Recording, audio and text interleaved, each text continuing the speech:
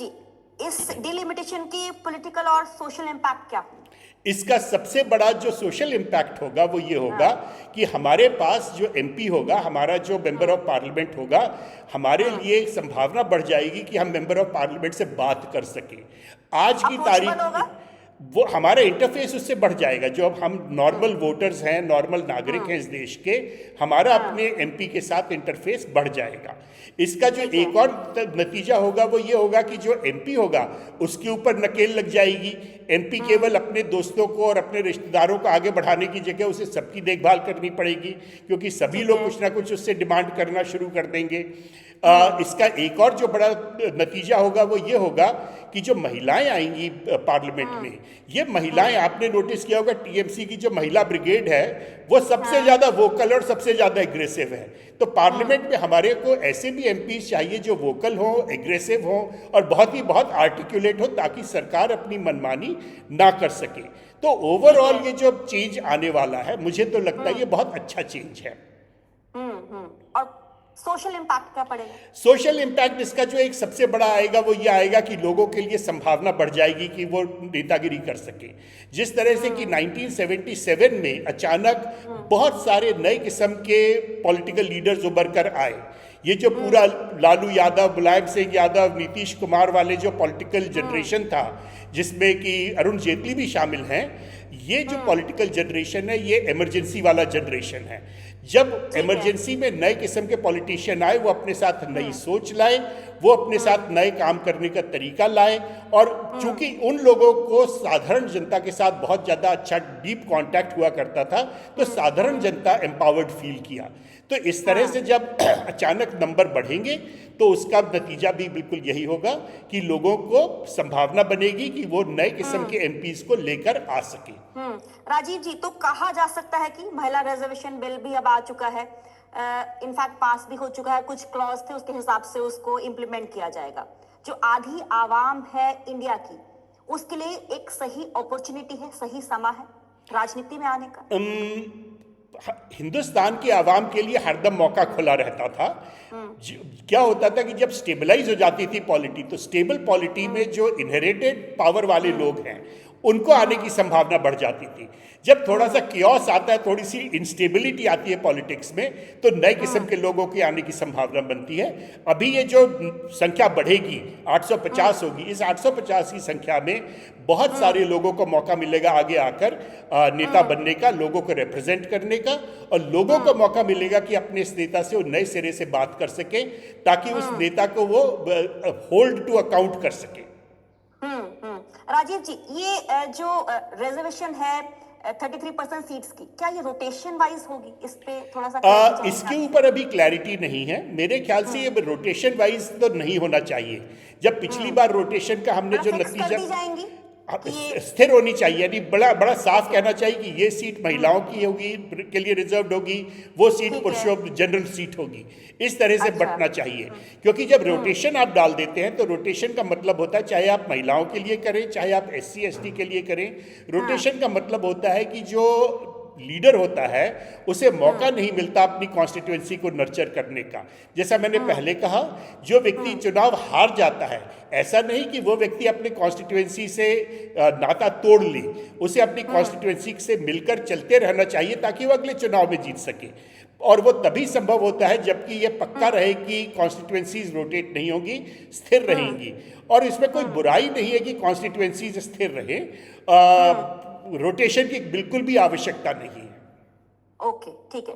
राजीव जी, इसमें चैलेंजेस क्या आएंगे? क्योंकि ये जो मौजूदा स्ट्रेंथ है 543 लोकसभा की, उस पे भी तो रिजर्व की जा सकती थी सीटें 33% वेमेन के लिए। बिल्कुल की जा सकती थी, पर जो मूल बात है वो ये नहीं है कि रिजर्व महिलाओं के लिए सीट रिजर्व की जाए। मूल बात यहाँ पे हम्म, ये है कि क्या हम्म, हमारे एमपीज, क्या हमारे पास इतनी बड़ी पॉपुलेशन को रिप्रेजेंट करने वाले एमपीज हम्म, होने चाहिए। हमारा जो हम्म, एक एमपी होता है वो लगभग स्वीडन जैसे देश को रिप्रेजेंट कर रहा होता है, हम्म, हम्म, न्यूजीलैंड को रिप्रेजेंट कर रहा होता है। हम्म। यानी पूरी की पूरी न्यूजीलैंड की पॉपुलेशन उतनी है जितनी कि हमारे यहाँ एक स्वीडन बड़ी में सबसे कॉन्स्टिट्यूएंसी ज्यादा की। है महिला रिजर्वेशन। कहाँ? जी जी, न्यूजीलैंड में देखिए, महिला रिजर्वेशन से मैंने आपको बताया ना, कोई बहुत ज़्यादा फर्क पड़ता नहीं है। एक बार महिलाएं पॉलिटिक्स में आ जाती हैं और खुल के बोलने लगती हैं, तो जो हमारी लोकल बॉडीज़ हैं, लोकल बॉडीज़ का हमारे पास अब 2-2.5 डिकेड्स का एक्सपीरियंस हो चुका है। लोकल बॉडीज़ में रिजर्वेशन तो 33% का, पर एक्चुअल जो संख्या है महिलाओं की वो लगभग 50% है। अब समझे कि महिलाओं को एक बार आप मौका दे देते हो कि वो बाहर आके लोगों को लीडरशिप दे सकें और बाहर आके पब्लिक लाइफ में एक्टिव हो जाएं, तो महिलाएं बहुत ज़्यादा आगे आती हैं और बड़ी सक्सेसफुल रहती हैं। लोगों का भी महिलाओं पे ज़्यादा विश्वास रहता है, ये इतिहास गवाह है इसका।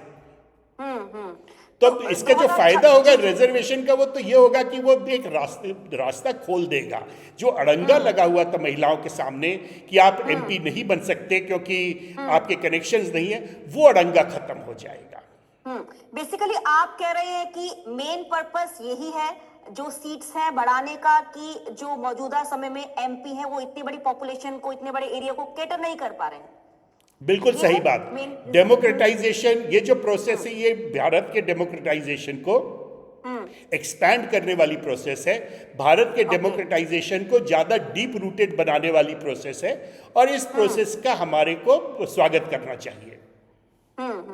तो इसके बाद जो इंडियन पॉलिटिक्स है वो कैसे बदल सकती है?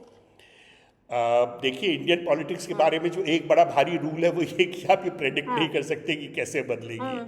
जब लोग इंडियन पॉलिटिक्स में शामिल होते हैं तो लोगों ने बहुत विवेक दिखाया है, बार बार 1977 में दिखाया था, 1990s में दिखाया था, 2014 में दिखाया था। तो लोगों के विवेक पे हमें विश्वास करना पड़ेगा। जैसे कि आज प्रधानमंत्री कह रहे थे लोकसभा में कि मैं गारंटी देता हूँ, मैं विश्वास आपको देता हूँ। वो इसलिए ये सब बोल पा रहे हैं क्योंकि पिछले 10 सालों में लोगों ने बार बार कहा है कि हमारा नरेंद्र मोदी पे विश्वास है। अब नरेंद्र मोदी पे लोगों का विश्वास है तो हमारा भी लोगों पे विश्वास है। लोगों ने कभी भी कोई ऐसा डिसीजन नहीं लिया जो कि गलत हो। जब वो टीएमसी को बार बार जिताते हैं तो वो भी तो केवल इसलिए जिताते हैं ना क्योंकि टीएमसी उनके लिए अच्छा काम करती है। जब वो समाजवादी पार्टी को जिता रहे थे तो वो इसलिए जिता रहे थे क्योंकि समाजवादी पार्टी किसी ना किसी तरह से उनकी आइडेंटिटी को प्रखर होने दे रही थी। जब वो राष्ट्रीय जनता दल को जिता रहे थे, कितने 15 साल जीतता रहा था राष्ट्रीय जनता दल, वो इसलिए जिता रहे थे क्योंकि वहां पे लोगों की अचानक आइडेंटिटी बढ़ी, लोगों की अस्मिता जागी, लोगों को लगा कि वो भी मैटर करते हैं। तो हमें लोगों के ऊपर विश्वास करना चाहिए कि इस देश में आप जितना डेमोक्रेटाइजेशन करोगे, लोग उतना ही संयत होकर काम करेंगे, उतनी समझदारी से काम करेंगे। ये कहना कि केवल एक व्यक्ति विशेष या एक पार्टी विशेष के पास अकल है, इस तरह की बातें कम्युनिस्ट पार्टी किया करती थी, पर कम्युनिस्ट पार्टी तो वाइप आउट हो गई। पंजाब में जहां की कम्युनिस्ट पार्टी बहुत ज्यादा मजबूत होती थी, सरकार नहीं बना पाई कम्युनिस्ट पार्टी, पर मजबूत बहुत ज्यादा होती थी, पंजाब तक में वाइप आउट हो गई कम्युनिस्ट पार्टी। तो ये केवल लोगों के विवेक के ऊपर निर्भर करता है। मैं ना पंजाब के संदर्भ में आपसे बात करना चाहूंगी। हालांकि पीएम नरेंद्र मोदी के बारे में ये क्लियर कर दिया गया है कि ये नहीं है कि हम 2011 के मुताबिक ही डिलिमिटेशन करने जा रहे हैं, या जो फ्रेश डेटा होगा उसको भी कंसिडर कर सकते हैं, उनकी तरफ से किया जा सकता है। पंजाब में अगर मैं बात करूं तो बहुत बड़े पैमाने पर माइग्रेशन हुआ है, तो पंजाब पे इसका पर्टिकुलरली क्या इफेक्ट आप देखते हैं? बड़ा मुश्किल है कहना, क्योंकि पंजाब में कई सारे गांव हैं। मैं खुद इन गांवों में होके आया हूं, जहां की जो पॉपुलेशन है वो लगभग 80% माइग्रेंट पॉपुलेशन है। पर आप ख्याल रखिएगा, ये केवल पंजाब की बात नहीं है, पूरे देश में यह हालत है। महाराष्ट्र मैंने देखा है नज़दीक से, गुजरात मैंने नज़दीक से देखा है, मध्य प्रदेश नज़दीक से देखा, और इन सारे स्टेट्स में जो माइग्रेंट पॉपुलेशन है वो कहीं ज़्यादा होती है बनिस्बत लोकल पॉपुलेशन के। ये पिछले 25-30 सालों में ये बदलाव आया है। पर ये इस तरह का बदलाव तो हमारे देश में अनंत काल से चला आ रहा है। लोग माइग्रेट करते रहते हैं, नए नए किस्म के विचार लाते हैं, नए नए किस्म की कल्चर्स आती हैं, और कभी भी ऐसा नहीं हुआ कि एक कल्चर दूसरी कल्चर के ऊपर हावी हो गई हो। ये जरूर है कि मिलके रहते हैं। कि नॉर्दर्न स्टेट्स को कहीं ना कहीं घाटा होगा। ये कोई नदन सदन वाला कोई चक्कर नहीं है। देखिए, जो हमारे जो पॉलिटिशियंस हैं वो रिस्पॉन्ड करते हैं नॉर्थ या साउथ के पॉइंट ऑफ व्यू से नहीं, वो इस बात पे रिस्पॉन्ड करते हैं कि किस पॉलिटिकल पार्टी से जुड़े हुए हैं।